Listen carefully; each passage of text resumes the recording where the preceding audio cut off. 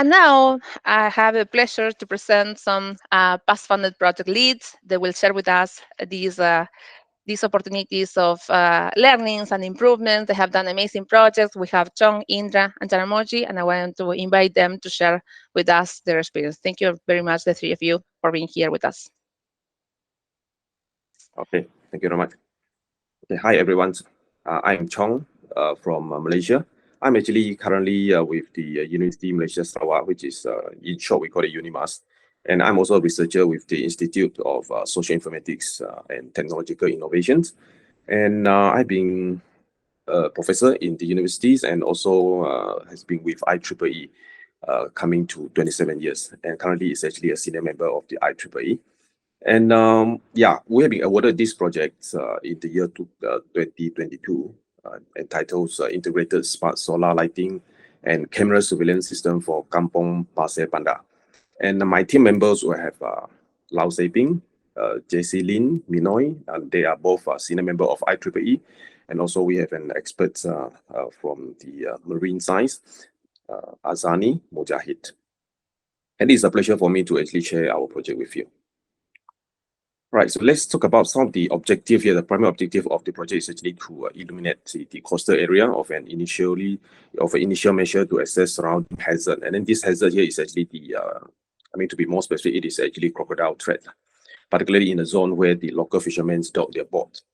And we also to investigate the crocodiles' behaviors through comprehensive cameras, and also to promote heightens awareness and precautionary measures within the local community.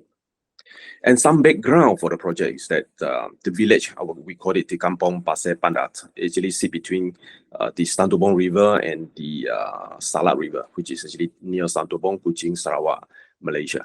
And it's actually a cozy fishing village overlook the South China Sea. And these people live by the coast with the ocean practically in their backyard. And this local fishermen basically set sails for their catch, and just short half hours trip away from their home. And of course, as you can see along the beach, you will see that is where they actually they park their boat at their backyards, which is along the beach. And crocodiles used to be actually rare, actually almost never seen before this, but lately local has been seeing them more and more often, and this actually stirred up the worry, especially since the nearby villages like the Santubong village and the Salak village has had crocodiles attacks. So this is actually the location, the geographical location of the village that we are targeting. So you can see this actually facing the sea, and but it's actually at the estuary of the two river. And then usually we will see the crocodiles appear near the river, but this round they also appear near the village for the very first times. And talking about the planning and community engagement, and this is actually a very important step here. Prior to the project executions. And then the first step is actually to get to know the community and also to find out the community real concern and problem. The problem that is really, it's a real community problem that we need to address. And then once we actually know about the problems, and then roughly, before we actually put in the proposal, we need to formulate some potential solution. We already should have some potential solution to address the concern and the problems. And then once this idea is actually feasible, then we have to formally engage the heads of the community or the community representative. And then this is actually a community by itself. And then this is at I will call it, this is not in the urban area.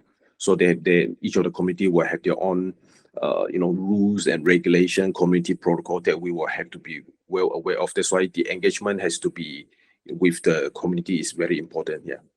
And of course, with the proposal, we need to present and explain the proposed solution to the community, and then get the buy-in from the community, convincing that this is what we're going to do, and then how it is going to benefit the community through the project itself. And then of course, to obtain the community consensus and agreement, to actually give the support on this project itself.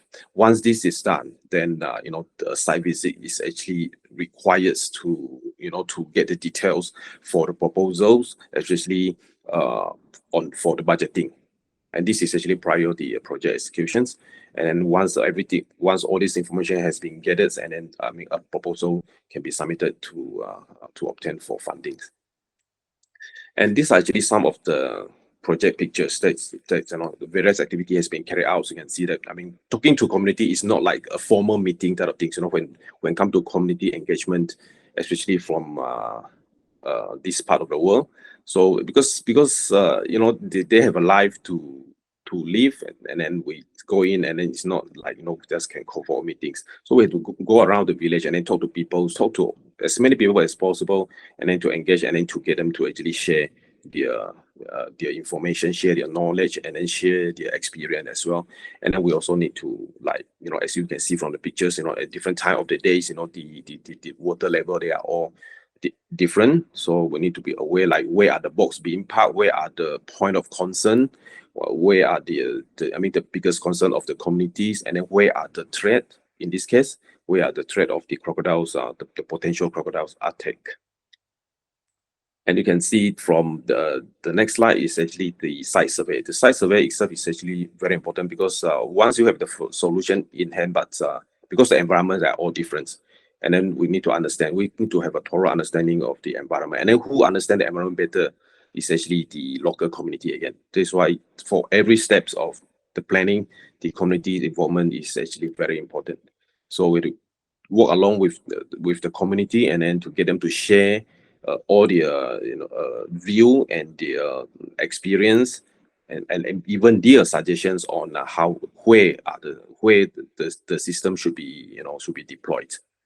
And then, of course, from the technical point of view, we will have to identify all the potential deployment challenges, because by looking at the various environment, it is not just like we can just simply put a thing and it will just work, you see, because you look at all the different challenges, and we have to have adjusting our proposal on how do we deploy the systems. Yeah, and then it's also very important for us to come up with the detailed implementation plan and budgets. And then some of the things that we propose, in the proposal stage, it can be just an idea that what we are proposing, and then these are the things that we will put together, and it should work in principle. But when it comes to the actual implementation, they might have some minor adjustment to accommodate to the actual environment. And this is actually the deployment plan that we come up with, and you can see that these are the points that's been marked, point of interest where the monitoring should be actually carried out, because these are basically the location where the boat are being parked. And prototype buildings, because we are lucky that because our teams consist of researchers who have like more than 15 years of experience in dealing with off-grid ICT systems and renewable energy as well. That's why we will these are actually the completely new design that we designed just for the village, for the convenience of the village, for future sustainability as well. Because at the end of the day, once the project is completed, the system will be handed over to the community, and then they will be the one who will have to maintain and then sustain the system. So the design itself is also made for easy maintenance and with low cost material. If there is anything happen to the system, then it can be easily replaced. And then again, community engagement is very important, because during the deployments, we engaging different community members to actually come and help out with various part of the project. And that's why you said they come and go. You see, that's why we cannot have really a fixed, members from the community to really help, because they have a lives to goes on. So just like whenever they have free time, they will just chip in, and then they will help along the ways. And we have challenges like putting up the system along the shore area, because of the sea tide levels is going up and down. So when you look at when is the best time that we can deploy the system, when those water level is high, then we cannot do anything. We have to wait for the water level to go down before we can actually deploy the system, and then hopefully it is not raining, and so on. So these are actually the various challenges, and we have to make the system portable so that it can be easily mobilized and bring to the site, and then it can be easily extended without a very tall ladder. And then these are the system completion outcomes. When the system is up, all the cameras are actually doing all the surveillance jobs. And also there are solar lightings, renewable, running on solar panels, renewable energies to lit up the area, because it's very important when actually the fishermen get into the boat, and then when they get off the boat, they have to enter the water. So I mean, if the area is lit, then it's actually, they will give them more confidence, have a sense of safety when they actually get in and get out from the boat. And in terms of assessing the initial impact of the projects, the community actually feels safer with the shorelines lights at night. And this is actually very, very obvious. So they actually highlighted this a lot. And the awareness is actually raised even during the station deployment. We actually deployed 4 stations plus the relay 5. So during the deployment stage, they already, a lot of villagers, a lot of communities is talking about this. So the awareness is already indirectly being created starting from that point. And some of the early camera footage provides a sense of security for the community. They feel much safer. If anything's happened, at least they are well informed. And of course, the local council have also appreciated the project, and they see the potential of the replications in other area of interest in the future. Because the crocodile threat is not really in just this area, but there are many other areas has a lot of crocodile threat as well. So if we can prove that this technique is going to be effective, and then the potential of replications will be embraced. And then you can see from the pictures here, we're actually having a big gathering. Almost all the community members, all the community members are actually involved. And then this is how they do it during the at the village level. So this is the best opportunity for us to actually raise our awareness campaign. And lesson learned, and also some of the advices to the future project leader. And of course, if you are dealing with a community, especially remote community or rural communities, it's better for you to have a community champion, and then that will definitely expedite the engagement process and establish a trust more rapidly.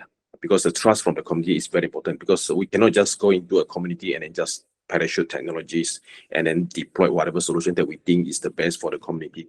And we still need to have that engagement, because it's actually a two-way process.